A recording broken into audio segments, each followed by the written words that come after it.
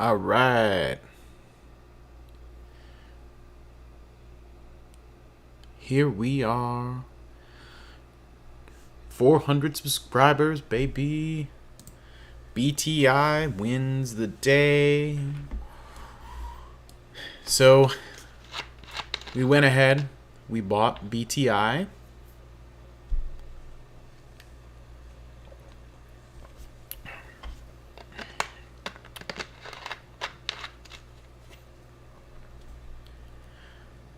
Let's just let everybody know we're going live.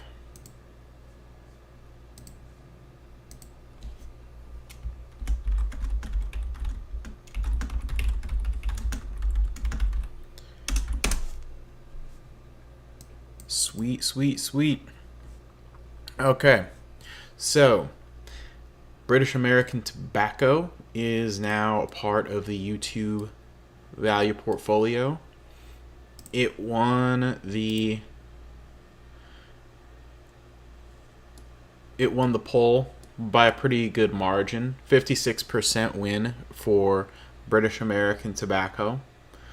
So this was to celebrate the 100th video on the channel. Also just happened to hit 400 subscribers, so that's exciting.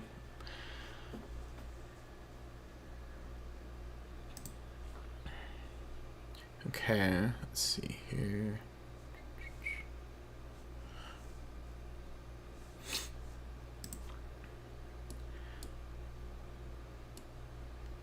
So British American is a British multinational tobacco company. The reason, now I already actually have shares of British American in my value portfolio. So this is pretty much a no-brainer to add to the YouTube portfolio.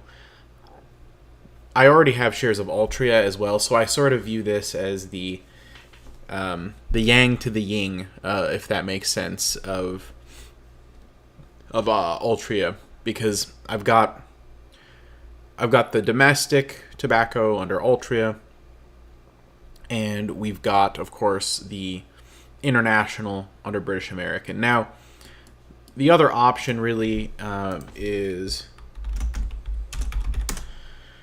you could potentially do, Philip Morris International, but they trade at what I think is a pretty big premium right now compared to other tobacco choices. If you look back, there have been opportunities definitely to get this at a discount, and I would look for future opportunities to get them. Maybe, I thought maybe sub 80 would be, where it starts to make sense more from like a value perspective for me. So that's probably where I would watch list Philip Morris International. Now, I'm going to see if there's any more new news on the Enjoy.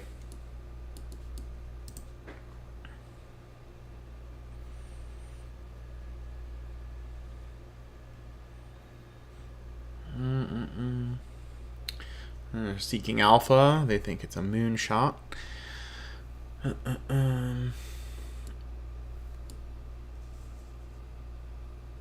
By the way, anyone who joins, throw some chats in here. Don't want to be lonely.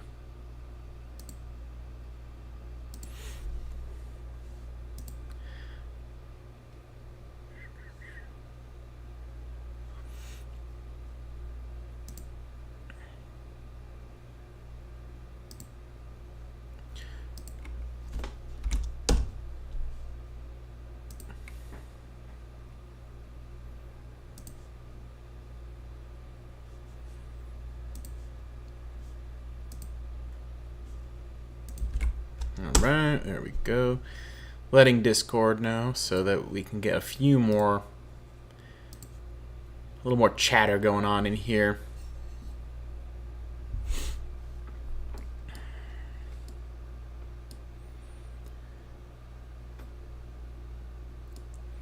So, I wonder if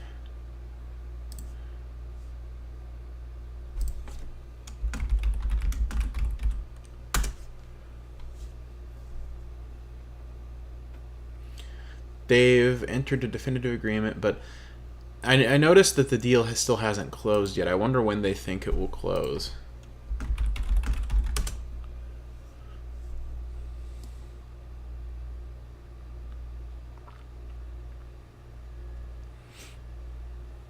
That's been something I've been really interested in following, of course.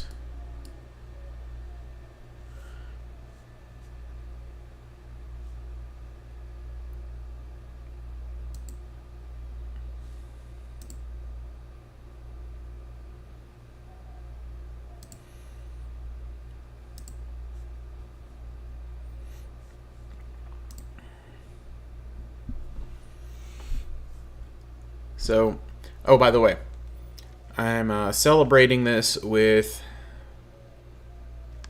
this Coke Zero. It's some kind of limited edition flavor.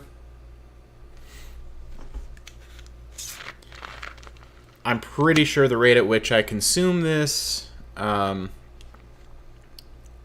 much all the dividend raises over the last year or so, or not year or so, over the last few years. I went to Diet Coke / Coke Zero, like 2017-ish, and I'm reasonably sure that Warren Buffett owes me for all those dividend increases. That's all I'm gonna say. I drink a lot of the stuff.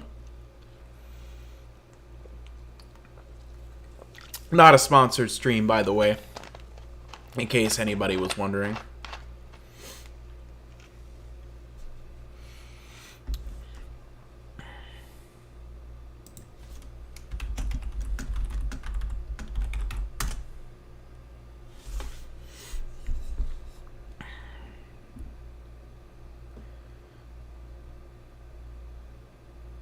So just waiting for the chat to wake up a little bit. Though I think we've only got one set of eyeballs on this right now. I probably should have given Discord a heads up, to be honest, but what are you gonna do? I know I saw the ticker hit to 401 on the subs, and I just kind of ran to the computer.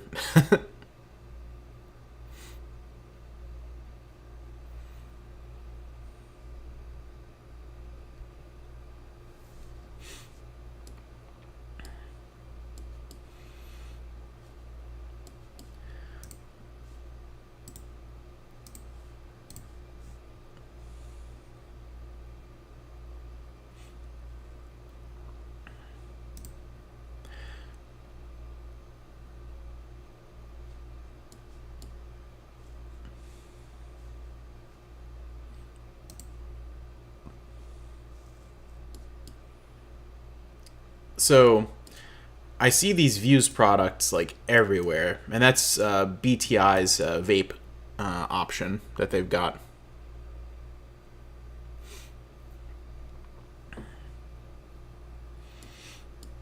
It really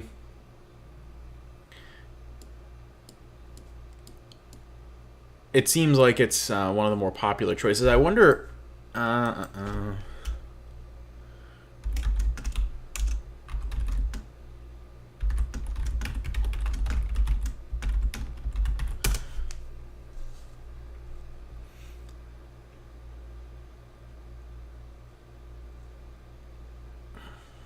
Wow. So 42.2% market share. That's pretty incredible.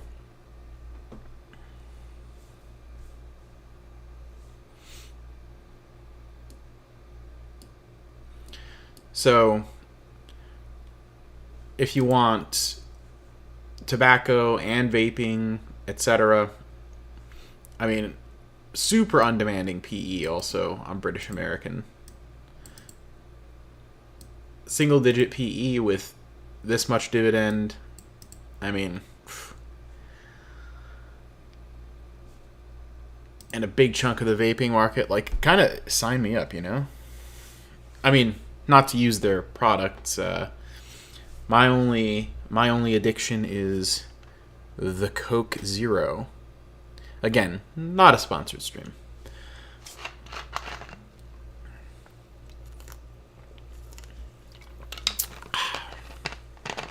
So delicious, so delicious.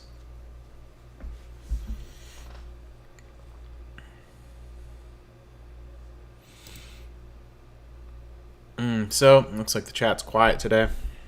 Unfortunate. But it is a little bit of a sleepy Sunday, ain't it? And so, here's a look. People tend not to like me to tell them to be cautious about stocks like Mullen.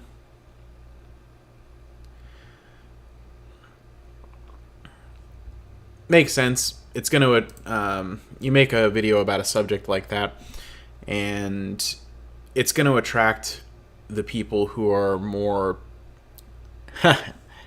Thank you, lurid whips.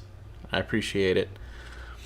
But it's going to attract mainly people who want to be, have their idea reinforced, right, of why it's a good idea to buy it, when it's going to squeeze next, etc.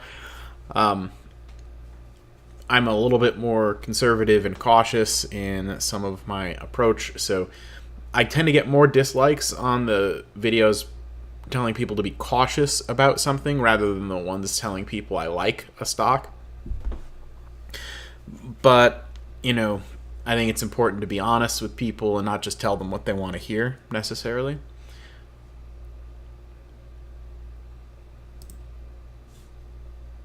So, Wall Street Bets is a fun thing to look at sometimes.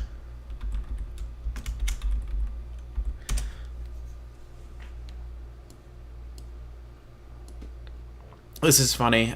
Somebody posted this screenshot of Jim Cramer tweeting "God Save the King," and all the comments basically are like, "I'd be worried if I was him," because everything that Jim Cramer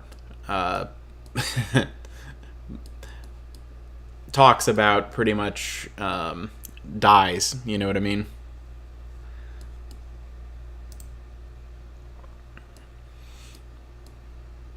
I go on here more for the comedy than anything else, to be perfectly honest.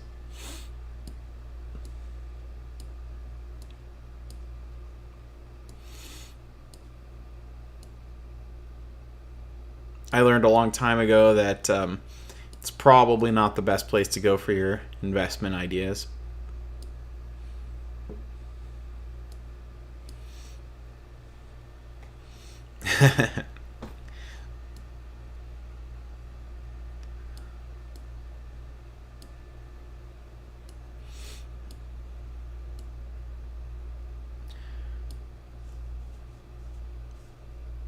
I've seen people do like reaction videos and such to some of the really, really disgusting trades they've seen done on Wall Street Bets.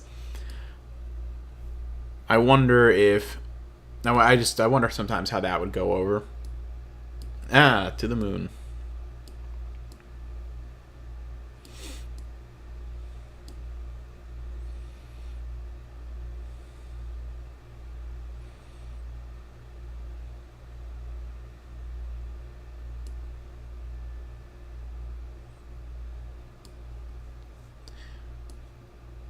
So, speaking of Apple,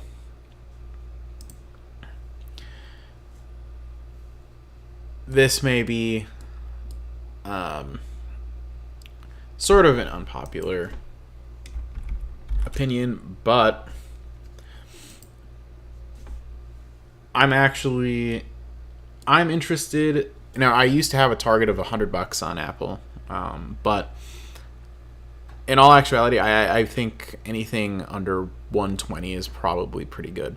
So if it ever gets down close to that again, I'd probably be selling puts at or below 120. Because even then, like, I still consider that a premium valuation, but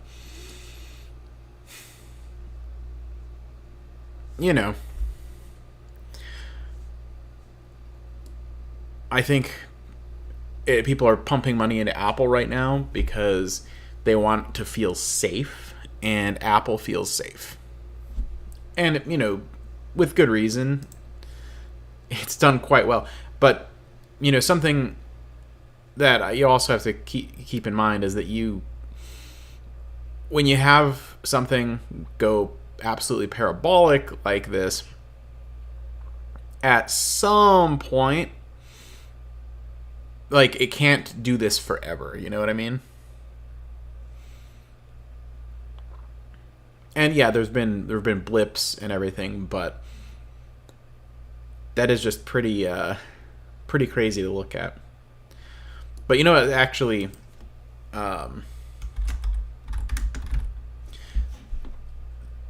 this one that people don't often think of that much, equally crazy. Granted, like any company that's been around a really long time, that is near its all-time highs, will kind of look like this. But it kind of just goes to show you, like, that giant crash that we had in 2009, where everybody thought that the world of investing was going to end, etc. You can barely see it on this max chart nowadays.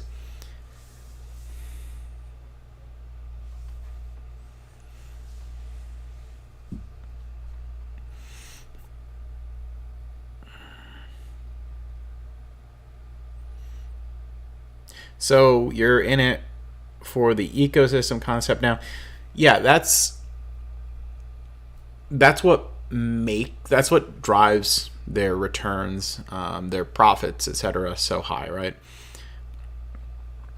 Because one, they've got worldwide, I think, like 1 billion customers or something using Apple phones and tablets and whatnot. Something like that, maybe more than 1 billion. And if you want to reach that billion or 2 billion or whatever it is people, you've got to pay the toll to Apple, right? I know that, like, apps and stuff to be in their store, like if you pay money to an app through the Apple store, they take like basically what amounts to like a tax out of the transaction. Like, isn't it like 30% or something? And that's basically just pure 100% gross profit.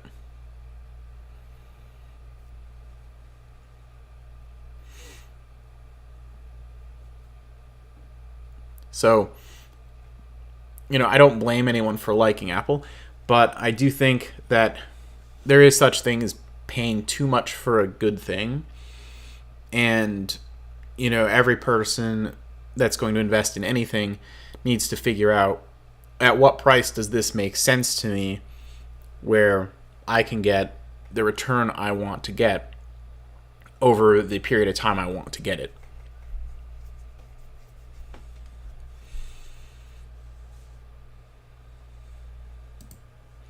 Like, if you don't mind sharing, what is your what's your desire? Like, what annual return do you want to get when you invest? Are you trying to get 9%, 10%, 15%? You trying to be Warren Buffett and get 20%?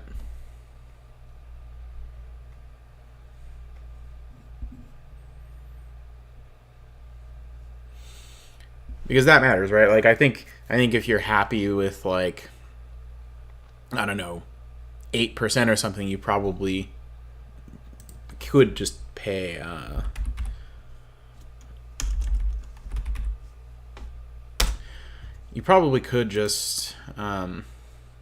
pay almost whatever. So with default assumptions in the DCF calculator I use on the channel sometimes, it puts fair value at 140. And I've seen people contend that that's also like Buffett's target in Berkshire. Like, the timing of when they add shares of Apple, it seems like they do it whenever they're under 140.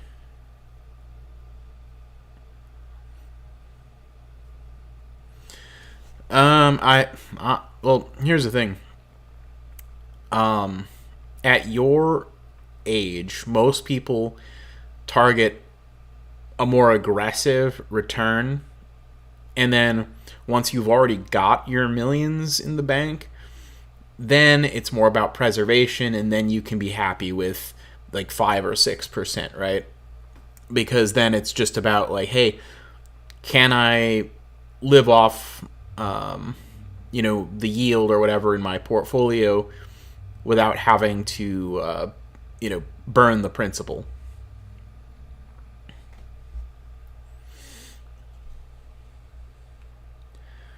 But yeah, yeah, if you were, I mean, this is using default assumptions. I mean, do you think that they're going to grow their free cash flow for the next 10 years at 14% annual growth rate, considering, how big they already are and how much cash flow they already have? Because if so, yeah, I mean, yeah, if you think that 14% a year for the next 10 years, and again, these are the defaults in the calculator based on what they've done over the last 10 years, yeah, you would probably get about 8% at the current price, right? But, I always go more conservative personally, so like if they've done 14, maybe it slows down to 9, right? Maybe. Then what would you get at the current? Ooh. Yeah. Yeah, if that growth slows down,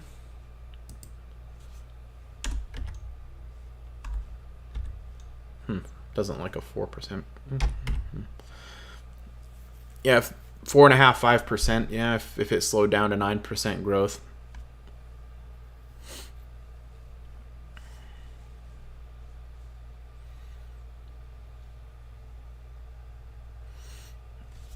Too big to fail. So, I feel like you're combining two different kind of concepts. Like Apple's big, it's the biggest, but too big to fail usually applies to the financial sector, just because if the banks fail, the whole financial system that people rely on day to day kind of could collapse, and that would be pretty bad for like the currency and everything else. I would think, like, if people lose trust in the institutions, the Federal Reserve, etc., I think it would be pretty bad for the whole system. Whereas Apple is the biggest publicly traded company in terms of market cap, but I mean, if they failed, we just wouldn't have iPhones anymore, basically, right? Like, I don't think, like, it would be bad for a lot of people, bad for the S&P 500, etc., but it's not, at the end of the day, it's a consumer discretionary type thing, right?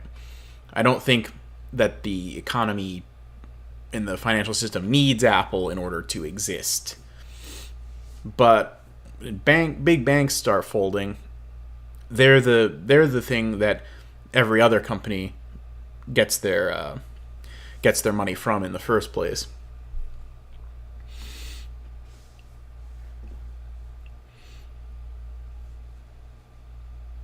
Like JP Morgan has like 10% of all deposits in the US economy.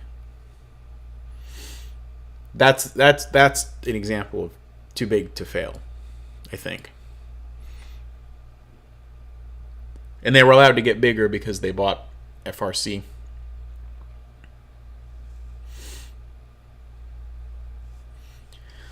But granted, like, I don't think Apple's going anywhere.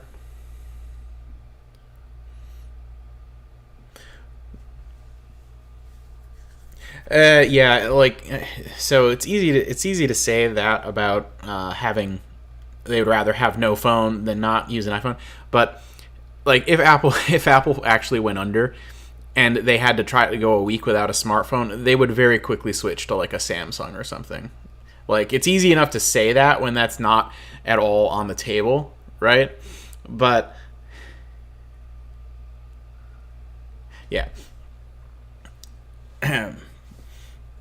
But certainly, yeah, as long as like there are people who basically like won't even talk to you if you use a Samsung instead of an iPhone, right? Um, I don't get it. It's almost cultish, but if you have that cult of people that are super brand loyal, it does help, the company stay around and have longevity, right? Like, um, have you heard about like when I mean you weren't alive for this, but when Coca-Cola came out with New Coke back in like it was like the early '90s or something.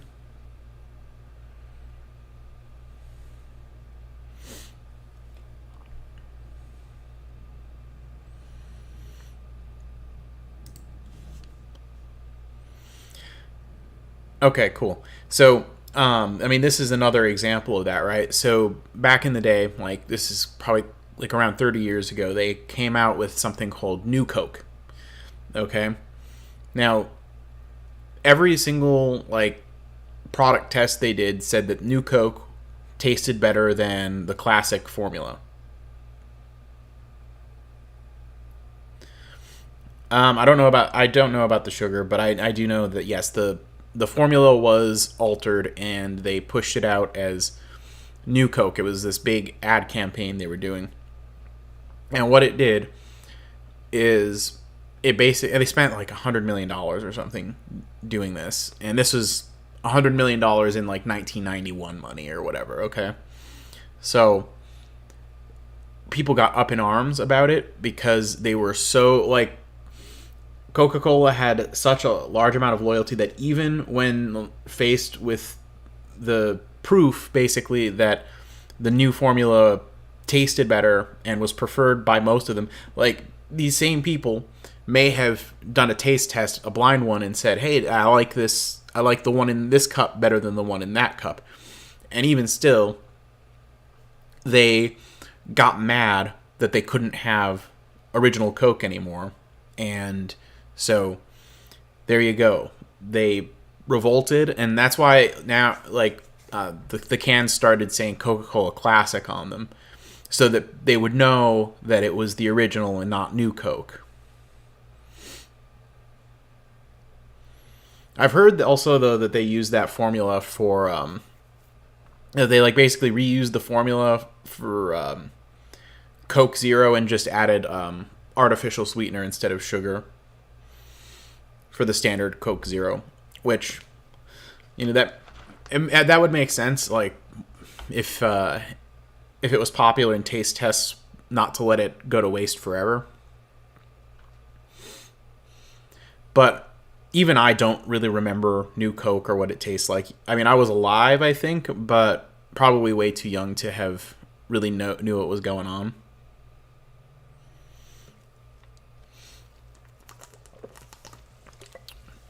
But Coke's been around for over 100 years, and Apple's been around since the '80s. I certainly think they're a pretty strong candidate to also go on for 100 years, if not longer, as a company, right? Because that loyalty does go a really long way. Heck, I know people who love like Ford trucks, for example. Now, Ford's been making again. They've been making cars for over 100 years now, right?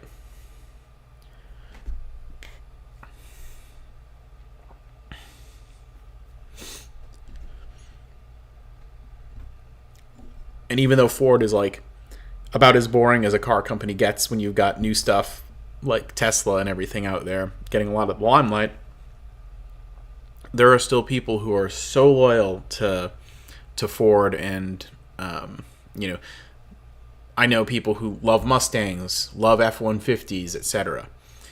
So once you get, like, yeah, they're not the biggest anymore. And hey, maybe in the future Apple won't be the biggest anymore, right? But Ford, even though they're not the biggest car company in the world anymore, cars as a whole have grown a lot, and Ford today is obviously way, way bigger than it was back, decades and decades and decades ago.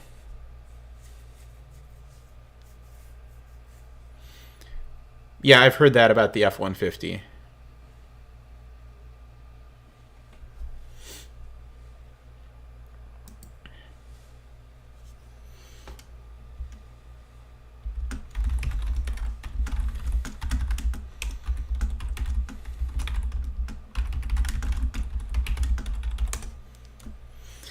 So, fun fact there. But I do think, as a company, historically, they're pretty important. We wouldn't have like the concept of an assembly line, the concept of like a 5-day work week, etc. My understanding is they're responsible for a lot of that.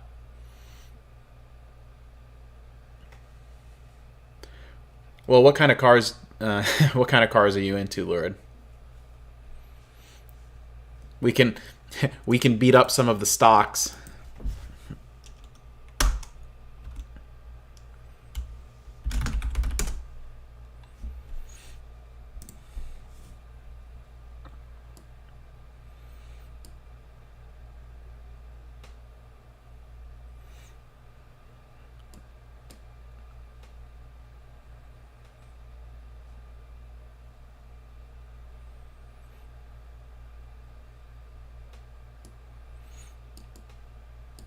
FYI.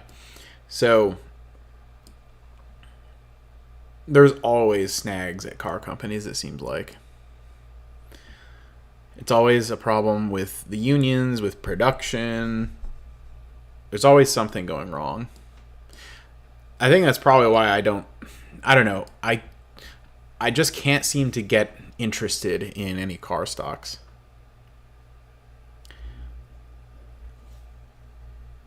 So, what's the coolest car? Oh, you have a Corvette? Nice. My dad had a Corvette when I was growing up.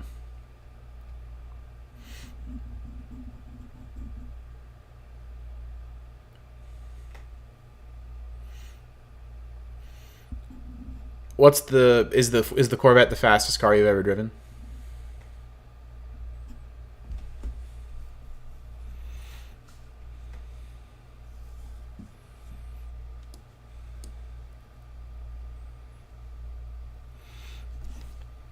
Loki, if I was ever to get a sports car in the future, it would probably be a Corvette just for the nostalgia. I'm not like a super car guy, but I am still sort of nostalgic for that old Corvette.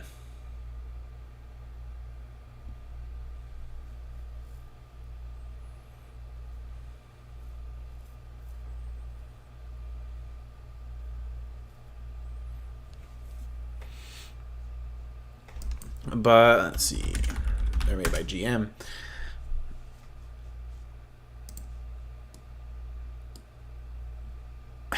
It's crazy how low these PE ratios are, but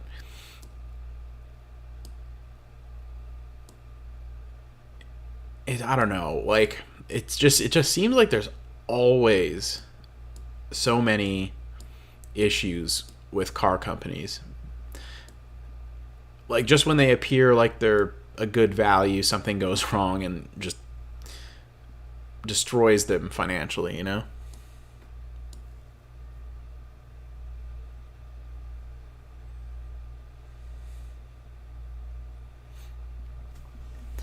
So the fastest thing I've ever driven, probably. So a few years ago, I test drove a Tesla Model S.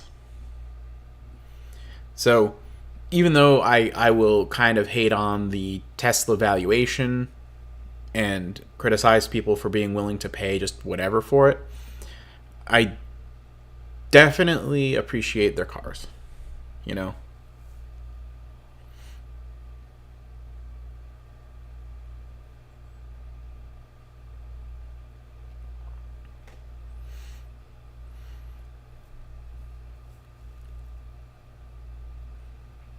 Yeah, I agree with that. Like, especially if, I mean, if you get them used. I talked to, so I drive a Chevy Cruze, so I'm a as far as what I actually drive, I'm a Chevy guy also. And the dealer told me that basically in the area they're in, there's a lot of kind of like rich older guys that they'll buy the Corvette and drive it for a couple years on the weekends, maybe put like 5 or 6 thousand miles on them, and then get bored of it and trade it in for something else.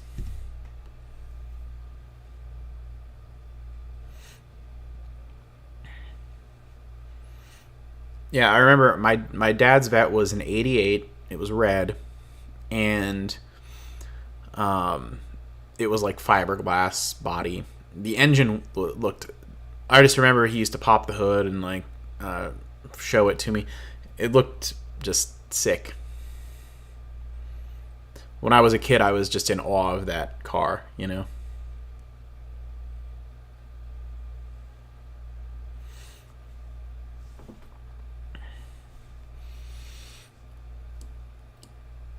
Well, being that you love cars, are you into any car stocks?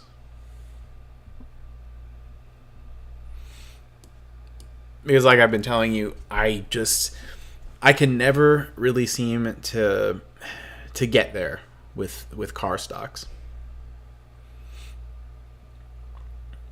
And I think I've probably known too many people that worked at like Chrysler and that kind of thing. And I guess I've seen like a little bit too much of how the sausage is made and how just inefficient certain things can be. And I feel like if I invest, that they're just throwing away investor money in a lot of cases.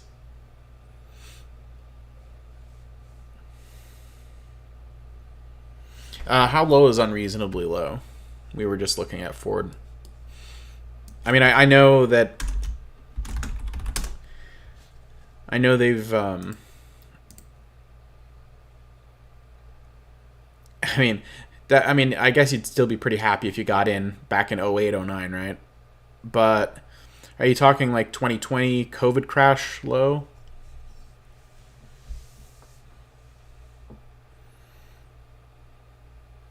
Oh, so you were in and out. Any reason why you don't like? I mean, for in most cases, I kind of I guess I pick things up with the intention on holding them forever unless there's some kind of real reason to sell. I mean, granted, yeah, like nice profit there, but I mean, you'd still, if you had held to today, you'd still be doing pretty well, right? You would have, I'm assuming you would have collected some nice dividends. You'd still be up in your position. You'd certainly would be beating your like 5% goal or whatever it was that you say you had.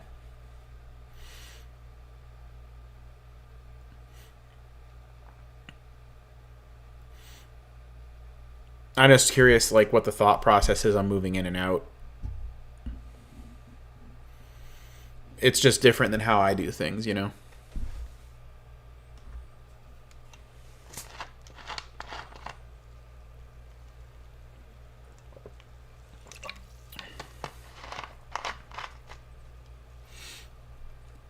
I mean, I would definitely agree with you. Like, $4 or $5 is probably undervalued for Ford.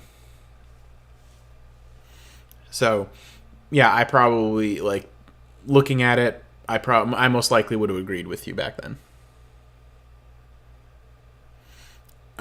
So did you need to sell it to just get by?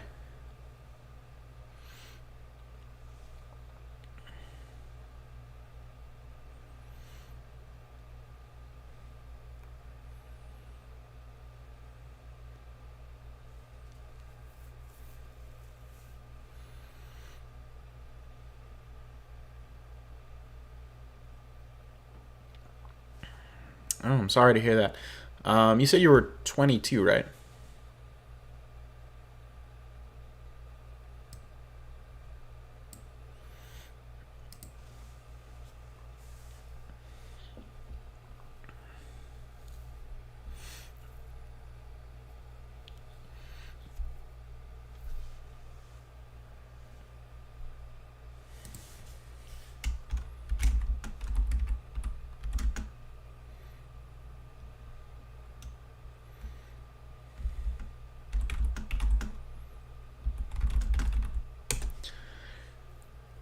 So, what do you do nowadays other than stocks?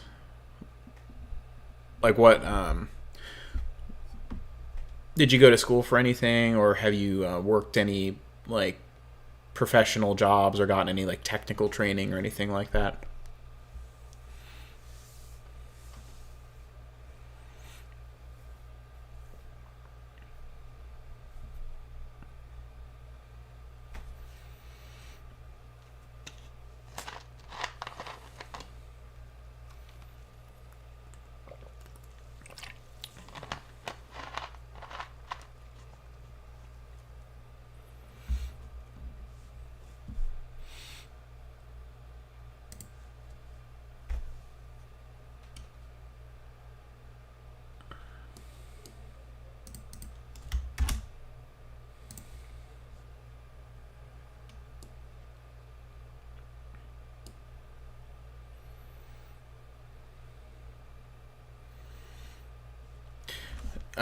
So when you say contract work, do you mean like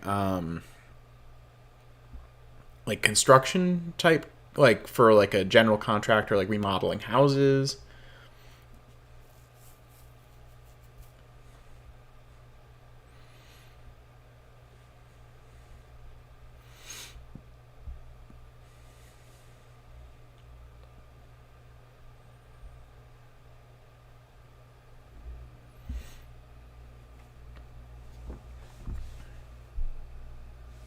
Oh, okay.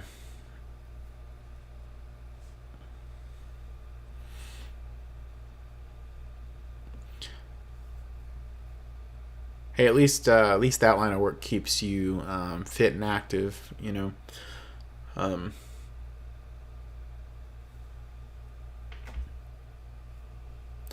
yeah, yeah. Most personal trainers just you know have the income from the clients they're able to book, and that's pretty much how they make a living. Yeah,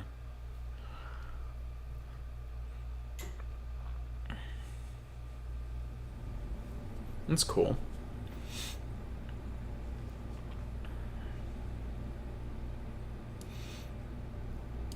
Have you thought about getting into anything maybe a little more consistent and doing the personal training thing more on the side?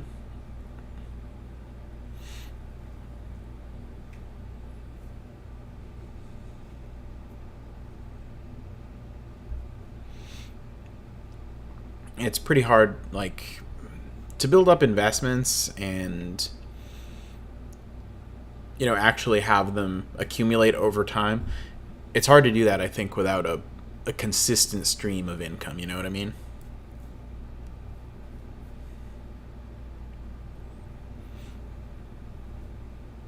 Like, first, yeah, you definitely gotta be able to pay the bills, right?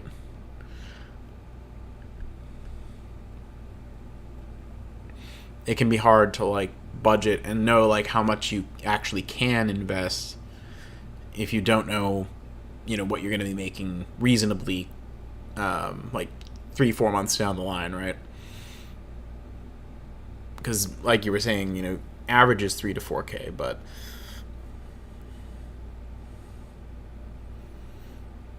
oh wow.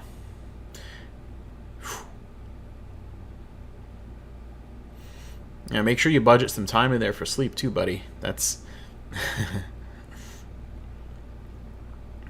But if you did that, obviously, I think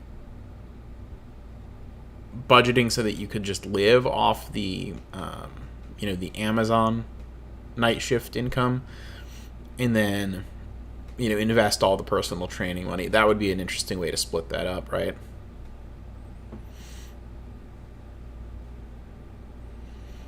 if you could even manage that for like 2 or 3 years, you would be so far ahead of the game.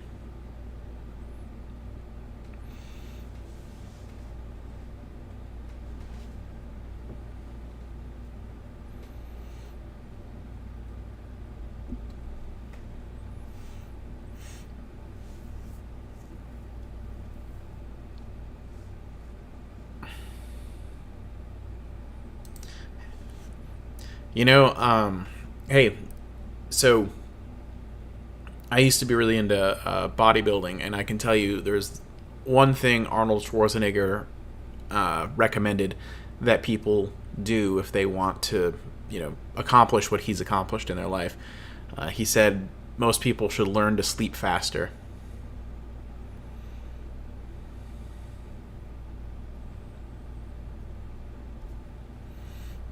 Yeah, I mean, I'd imagine your clients are probably spread out more than that. You might have one at like 10 a.m., 11 a.m., or whatever, then another one at like 2 or 3 p.m. or something like that, right?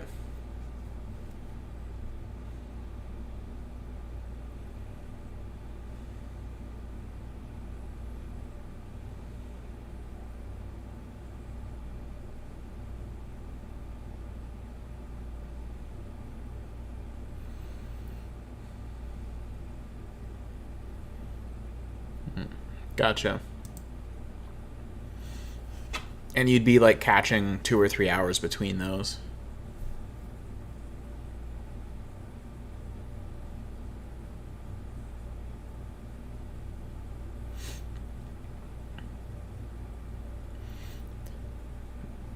That might be hard to do permanently, but I definitely think, you know, you it's there's a good chance you can make something like that work temporarily, right? Just to get yourself built up into a more stable position. It's one of those things where it's like maybe the short term sacrifice is worth the long term uh, benefit, right?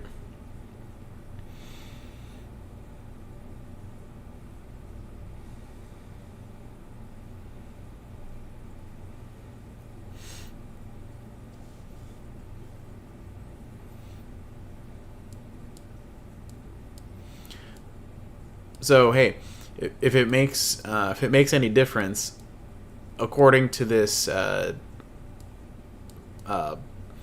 default DCF calculation, you were probably approximately correct to get rid of Ford because it was probably approaching overvaluation at the current price. So hey,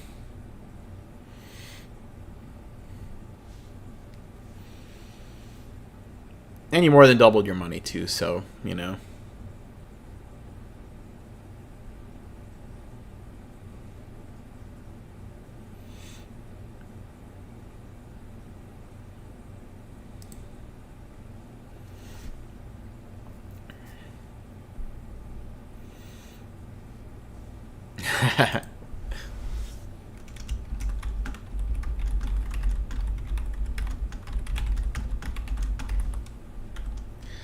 so hey, this has been fun, but I've got some things I got to do today.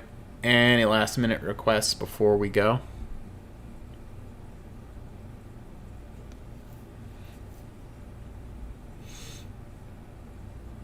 Hey, at least you followed rule number one, which is don't lose money.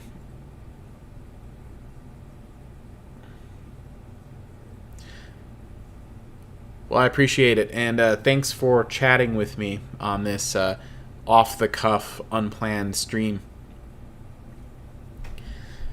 It's been fun getting to know you. I hope we see you in Discord.